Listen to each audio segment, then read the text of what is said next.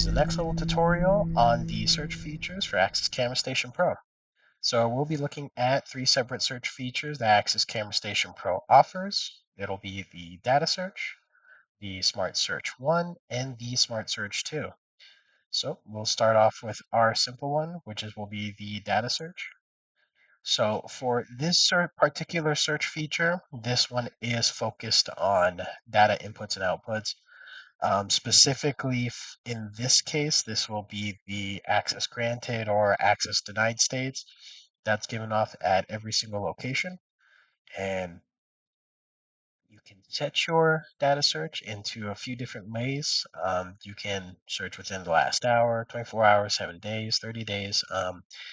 Keep in mind, the broader the search you make, the longer it takes for it to show up results. So, or you could even set it to live. So for the live feature, once you set it to live, it refreshes your results. And if you keep it on the live, you'll get live updates on new data searches as soon as it will switch over to the live. So if we wait here for just a second, we should start seeing some results coming in. Hey, there is one. All right. Let's take a look at this example. So once you select one of these entries here, of course, you have all the information, time, location, which server, the type of event, if it is a particular card holder that has access, it'll even give you the name of that card holder, even to the point for which license plate was used under that account. So if we open up this column up some more, you can see which license plate was used. And then, of course, your controller locations. So once you select one of these entries, your visual updates will update on the right side for all the cameras related to that particular location, or in this case, the server or the gate. You can slide this divider here to adjust your size accordingly. If you want to take a look at the instance for this video, for this event, you would select it, click play.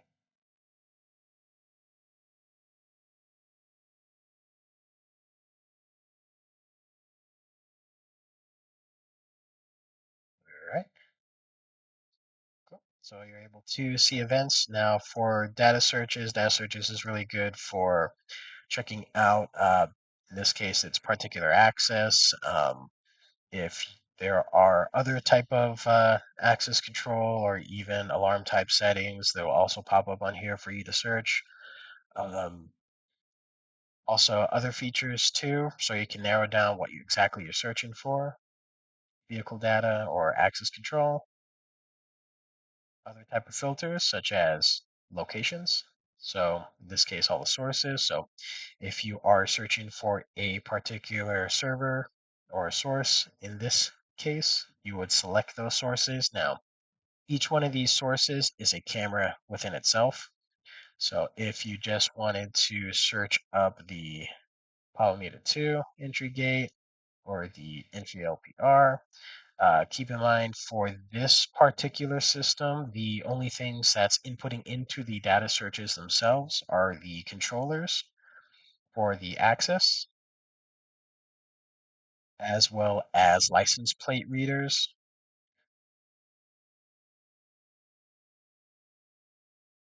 What I would recommend doing in this particular instance, I would focus on the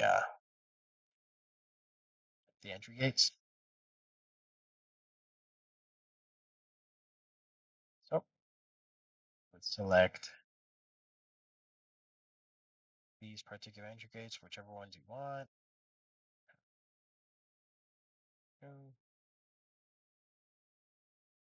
And then that's pretty much it for the data search. Um, Also, there are a couple things you can do if you want to export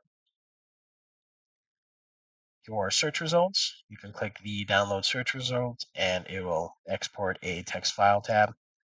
Um, and it will have all these separate entries. All All right, and that is pretty much it for the search results. Let us take a look at the next search feature. Our next search feature is going to be the Smart Search 1. Now for the Smart Search 1, the best use case for this particular feature is for motion detection within a range. Um, so for searching for any type of motion within your what's called a detection area. So for instance, this one is the Polymeter 2 exit overview. Um, Also, another quick note, if you were to select a different camera within your live view, let's do this camera. And then if you open up the Smart Search 1 tab, it should open up the Smart Search 1 under whichever camera you're viewing at that time. Yep, there we go. And if that camera is what you don't want to search in, because you can only search one within one camera at a time, if you want to choose a different camera, you can select your choices down here, or you can click this back arrow and it'll give you folders for each individual server, or in this case, gates. Um, and from here, you can double click, navigate around for whichever camera you're looking for. As for using the Smart Search 1, we're going to use the Polymeter 2 exit overview for our example. Now, when you do your searches, you're essentially filtering out, filtering down exactly what you're looking for. So short-lived objects filter, seconds, this is how long that particular object was in this detection area. If you're looking for a vehicle or person, or any kind of motion that happens within a detection area for longer duration, you can increase it. Next one is the small objects filter. As you can note here, percentage of image size. So what this does is it detects the motion for particular sized objects. And when you adjust these sliders, it'll actually give you a relatively shaped box to detect that motion. So if you're looking for something big, of course, you'd want to select a bigger size. Of course, it's just rough estimates. Um, if you're looking for motion that's particularly smaller, you can adjust it accordingly. For this case, we're going to leave it at a decent size. This will be for triggering, in this case, vehicles on this road. Also, I'm going to set the date for 1 day for a 12-hour. Keep note that this particular search does take a bit of time, um, and you can only do 1 day at a time. So would recommend to kind of narrow down as much as possible with detection area filters, even time frame. So this is going to be a 12-hour time. Uh, like I said, it does take a while, but once it starts searching for that detection area, once it captures motion that fits that filter criteria, it'll start listing off your entries here. All right, and we'll come back to the Smart Search 1 and see what kind of results it pulled up. For now, let's take a look at the Smart Search 2. Now, the Smart Search 2 is a bit more advanced than the Smart Search 1, as the Smart Search 1 is only motion detection. The Smart Search 2 feature is people and vehicle or object characteristic detection. So in this case, you would select whichever server, or in this case, it would be a gate. So for this one, it would be the main gatehouse. You would select which cameras you are searching for. So check off these boxes. Again, same kind of concept. You want to narrow down as much as possible within the search, um, but you still want to remain somewhat generally broad when we get to the object characteristics, um, just to make sure that it captures the exact event or particular vehicle or person that you're looking for. So we have our camera selected, search interval, same thing. You want to try to narrow it down as much as possible. I'm just going to keep it on the last 12. All right, so switch to 4. All right, and then here are your filters. You can filter particular areas for particular cameras. And similar to like the Smart Search 1, um, you'll be given the detection area where you can adjust exactly which areas that you want to detect within the range. So in this case, it'd be a vehicle. If you're looking just for a particular person, and people come out here, you can adjust it like this, and it will search within this detection area for that particular person. But for now, we're just going to leave these filters off. Take off the filter by area. All right. And then as for line crossing, instead of doing a detection area, what it is doing is you'll be setting up specifically line crossing within one direction. So in this case, we are looking for a vehicle that crosses this line going towards the gate. You can switch like that. If you want to do the other direction, you can reverse it, or if you want to do either or, both directions, whatever crosses that line from either side, you can select that filter like that.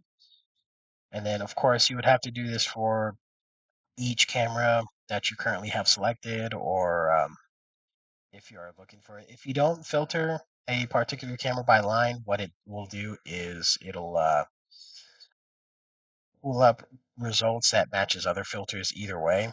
So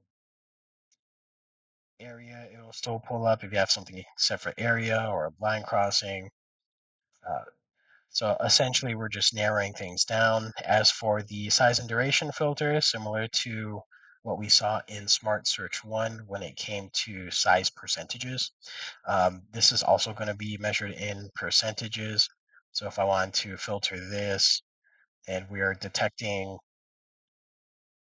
objects that we identify, we want to select a range, how long they were within, how long that duration is. So if they were within that camera view for, say, 24 seconds, it'll come up as an entry once we do the search. But for now, we're just going to take off the filters so we can focus on the most important feature for Smart Search 2, which is the object characteristics. For object characteristics, you can choose person, vehicle, even unknown objects. In this case, we are going to select the vehicle, and of course, same thing, you want to try to narrow things down. So if you are looking specifically for a car, you would choose specific car or truck, etc. As well as the color. Keep in mind that the color is fairly remotely accurate, depending on time of day or reflections, shading.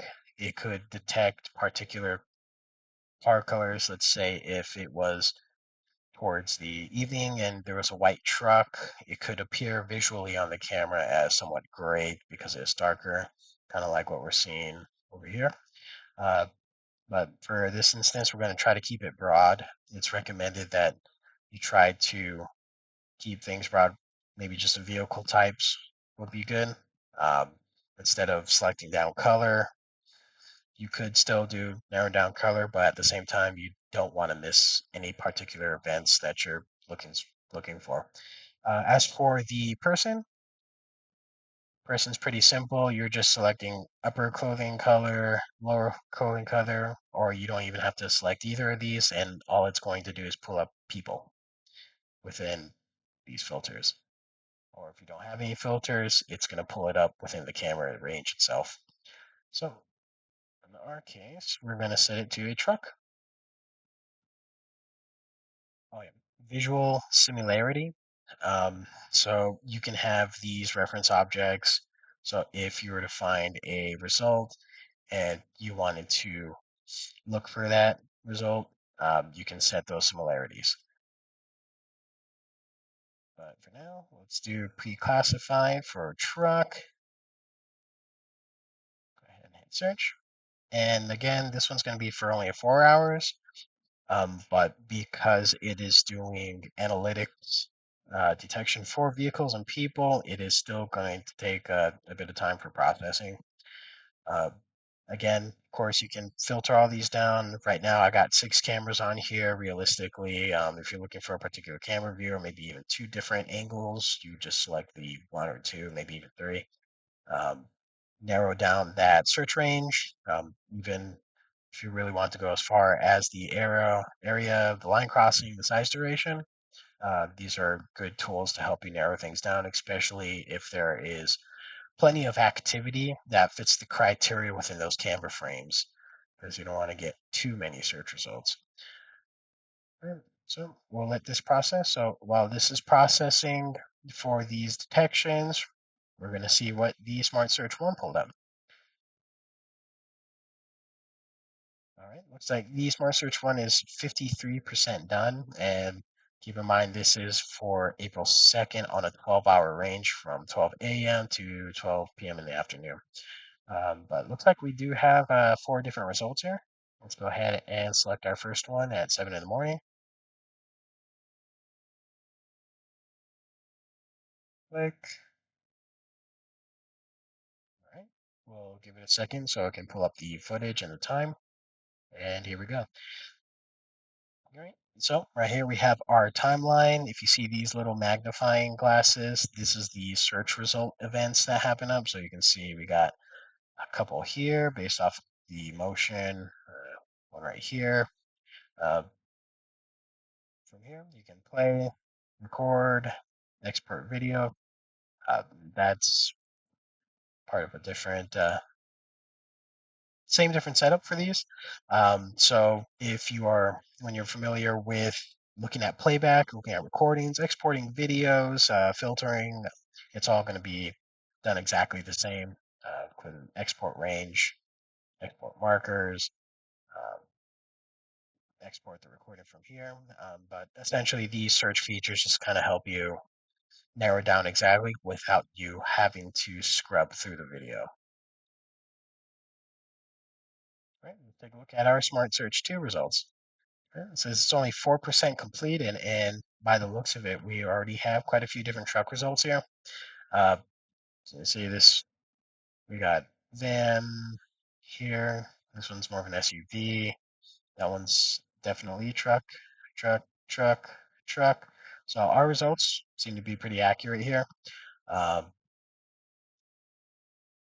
Looks like we are pulling some results from distant trucks. It is still matching the criteria, though keep in mind for distant vehicles, it means there's less detail within the resolution, which creates a slightly more inaccurate results. So theoretically, this could have been a SUV and it could have been thought of as a truck just because it's so far away from the camera angle. Um, but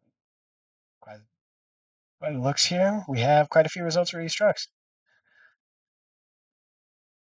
Right. Let's say we found everything we needed here within the search results, even though it's only 4% completed. Uh, Go ahead and cancel that search. Take a look at our results here.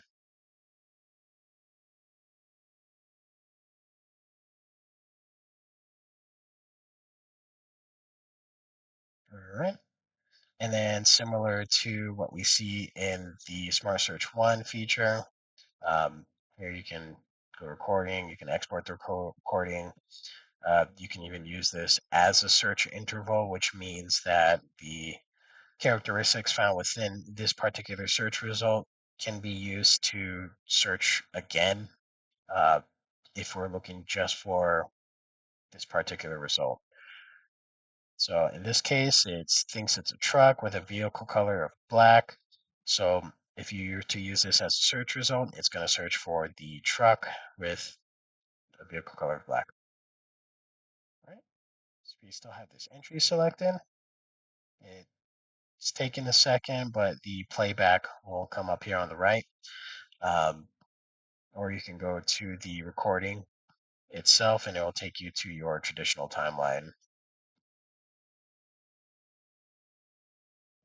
All right. From here, you can also save particular filter results. Let's say if there's a particular search filtering that's done frequently. You can save those. So in this case, right now we got 6 cameras, last 4 hours, no filters. The object characteristics just a truck. All this can be saved.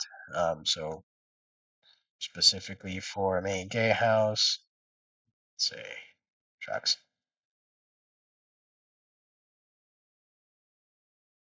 And then from there, once you save it, you can load those filters and it'll load it right in here without you having to manually adjust anything on there, especially tedious tasks like setting up the detection area or the line crossing or size and duration.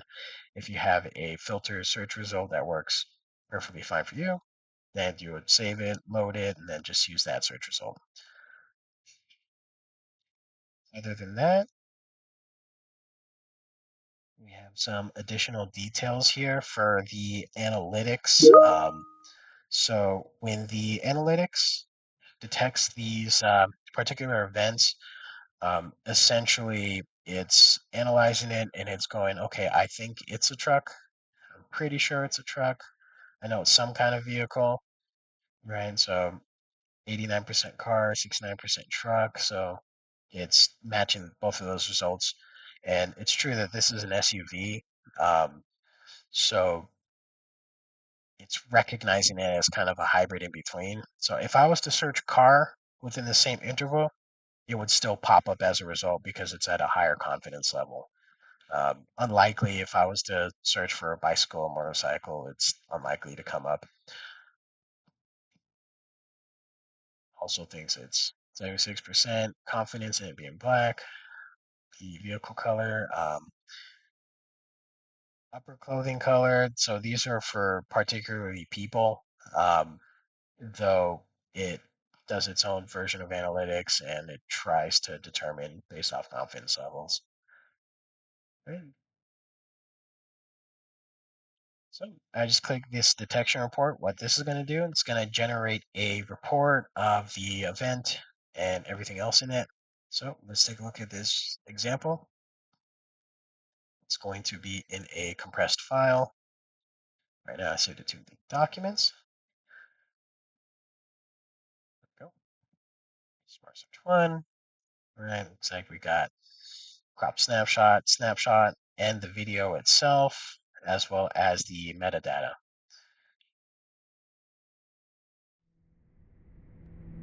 Thank you for watching Next Level's tutorial on ACS Camera Station Pro search features.